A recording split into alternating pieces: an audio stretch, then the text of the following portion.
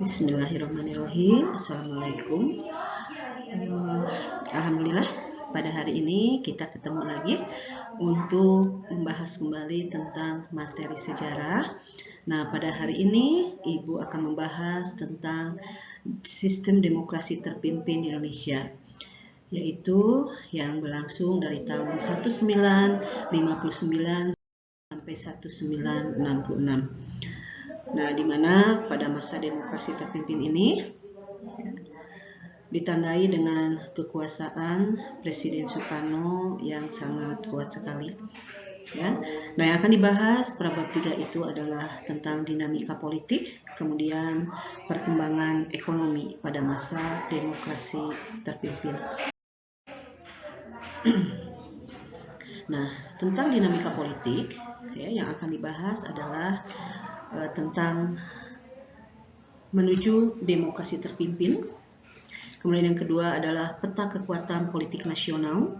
Yang ketiga adalah salah satu peristiwa penting tentang pembebasan Irian Barat yang sampai tahun 60-an masih dikuasai oleh Belanda. Kemudian juga kita akan bahas tentang politik luar negeri. Ya, nah pada saat itu politik luar negerinya dikenal sebagai politik luar negeri poros Jakarta-Peking. Nah, kemudian yang tidak kalah pentingnya adalah tentang konsepsi presiden, yaitu sehubungan dengan adanya kegagalan Badan Dewan Konstituante yang gagal membuat atau menyusun undang-undang dasar yang baru, ya, sehingga kemudian Presiden Soekarno mengeluarkan satu kebijakan yang sangat penting, yaitu yang dikenal sebagai Dekrit Presiden 5 Juli 59.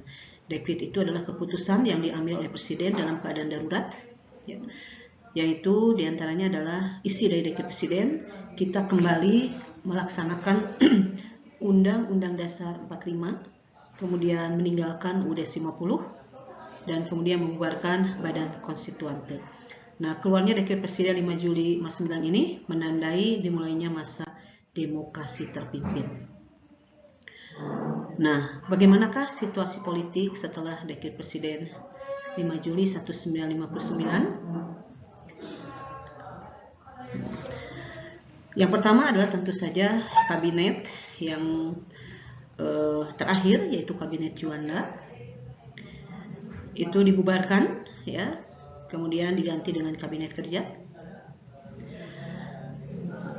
Kemudian pada saat atau setelah membentuk kabinet kerja, kemudian Bung Karno mengadakan suatu rapat dan kemudian beliau pidato, yaitu judulnya adalah Penemuan Kembali Revolusi Kita, yang dijadikan sebagai manifesto politik.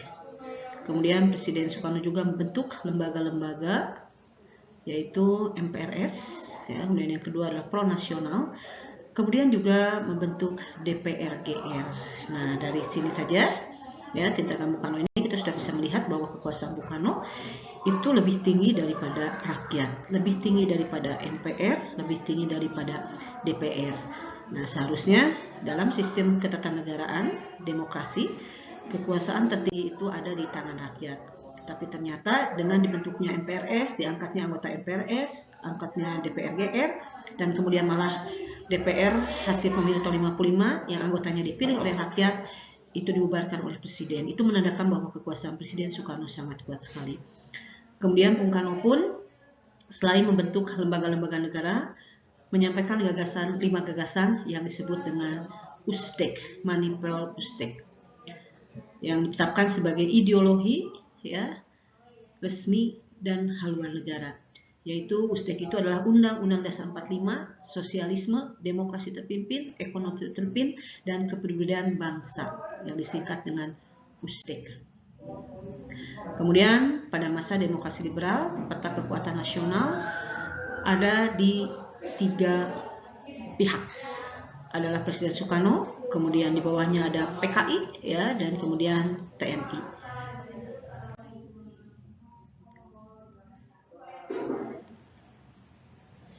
Nah, dalam masa demokrasi terpimpin ini, Presiden Soekarno merupakan pusat kekuasaan Dan secara struktural, kedudukan Presiden Soekarno pada masa demokrasi terpimpin sangat tinggi sekali.